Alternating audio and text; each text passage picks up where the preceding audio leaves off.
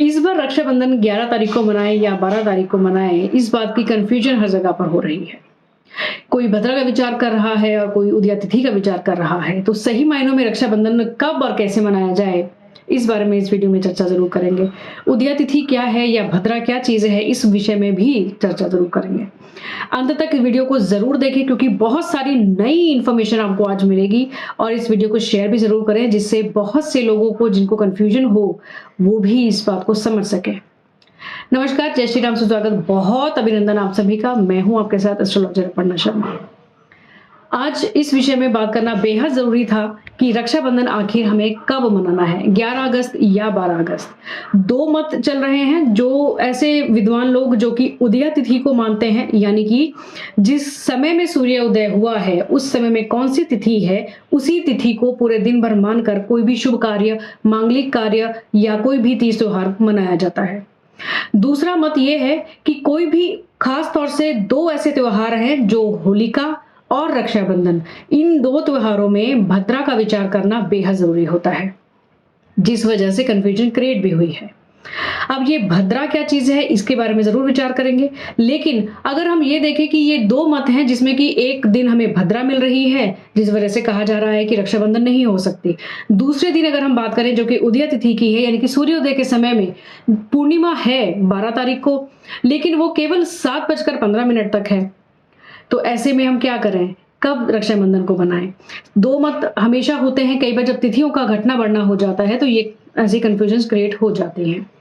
अब अगर देखा जाए तो पूरे दिन भर में पूर्णिमा हमें 11 तारीख को मिल रही है। सुबह 10 बजे के बाद अगर आप लोकाचार की बात करें तो आप सामान्य तौर पर रक्षाबंधन कर सकते हैं 11 अगस्त को, क्योंकि आपको 10 बजे के बाद सुबह से पूर्णिमा तिथि मिल जाती है जिसमें रक्षाबंधन मनाया जाता है।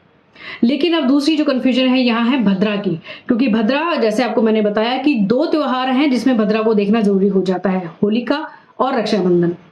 अब भद्रा है तो क्या हम इस दिन हम रक्षाबंधन नहीं मना सकते? और दूसरा अगर हम मत लेकर चलते हैं कि चलो उदया तिथि को लेकर चलेंगे और हमें 12 तारीख की सुबह सूर्योदय के समय में, क्योंकि पूर्णिमा रहेगी और वो 7:15 तक रहेगी, लेकिन उदया तिथि है तो इसको पूरे दिन भर मानकर रक्षाबंधन किया जा सकता है। लेकिन अब यहाँ पर एक दूसरा विचार ये आएगा कि क्या पूर्णिमा उस दिन जब हमें नहीं मिल रही तो क्या हमें 11 तारीख को नहीं मना लेना चाहिए? अब दूसरा यहाँ एक और विचार करने वाली बात है, अगर हम भद्रा को अवॉइड कर दें, अगर भद्रा ना होती तो काफी हद तक ये 11 तारीख को ही रक्षाबंधन मनाया जाता। अब भद्रा के ऊपर आते हैं कि क्या इसका होना या ना होना वाकई में बहुत सी चीजों को मैटर करता है। क्या ये इसका होना बहुत सी चीजों को इफेक्ट करेगा?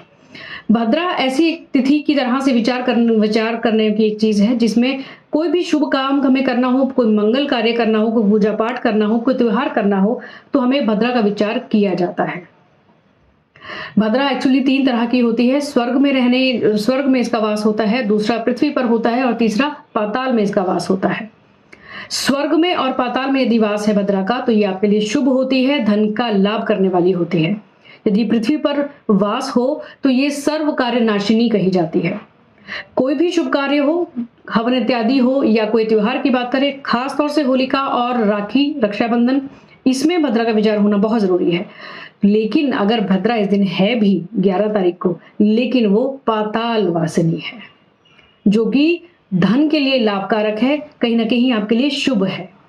तो भद्रा का ना होना तो खैर बहुत अच्छा है ही, लेकिन अगर भद्रा इस दिन है भी लेकिन पाताल वासिनी है तो 11 अगस्त को त्योहार मनाया जा सकता है। अगर हम दूसरे पहलू को देखें, जो लोग पूर्णिमा तिथि को ज्यादा महत्व देना चाहते हैं, तो ऐसे में रात को 10 बजे के आसपास, यानी कि 8:51 यानी कि 9 बजे से आप कभी भी रक्षाबंधन रात को कर सकते हैं। तो अब ये एक बात आएगी, क्या रात को रक्षाबंधन किया जा सकता है? नहीं। कुछ ऐसी त्योहार हैं, कुछ ऐसे वार हैं जिनको दिन व्रत कहा जाता है। वो क्या है? रामनवमी हो गई, दुर्गा अष्टमी हो गई, गुरु पूर्णिमा हो गई, एकादशी हो गई, रक्षाबंधन हो गया, भाई दूज हो गया। ये सभी दिन व्रत कहलाए जाते हैं, यानी कि जिनको दिन में मनाया जाता है। तो रात का रक्षाबंधन करना ये ऑप्शन हमारे पास ज्यादा अच्छा नहीं है। अब बात करते हैं कि क्या हमें भद्रा भी ना हो और पूर्णिमा तिथि भी मिल जाए, तो वो होगा अच्छा समय कौन सा कहलाएगा? यानी कि आप सुबह ब्रह्म मुहूर्त में, अगर आप में सक्षमता है, अगर आप ये काम कर सकते हैं, तो सबसे बेस्ट टाइम जो कहा जाएगा वो होगा 12 तारीख की बहुत अर्ली मॉर्निंग, यानी कि इसको ब्रह्म मुहूर्त कहते हैं, 4 बजे के बाद से कभी भी 7:15 तक। अगर आपकी सहूलियत हो तो ये समय रक्षाबंधन के लिए सबसे सर्वश्रेष्ठ माना जाएगा।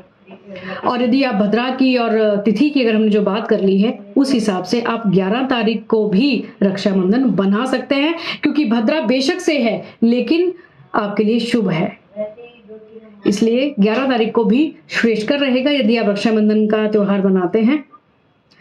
एक मत जरूर आपको चलते चलते बता दूं कि कहीं ना कहीं निर्णय सिंधु में एक मत दिया गया है जिसमें कि भद्रा रहित रक्षा का विधान होना चाहिए, यानी कि रक्षाबंधन जो है वो भद्रा रहित होनी चाहिए। लेकिन भद्रा के बारे में डिटेल हमने बात कर ली है कि भद्रा अगर है भी तो शुभकर है, कहीं ना कहीं लाभकारी है, तो 11 तारीख को रक्षाबंधन मनाया जा सकता है।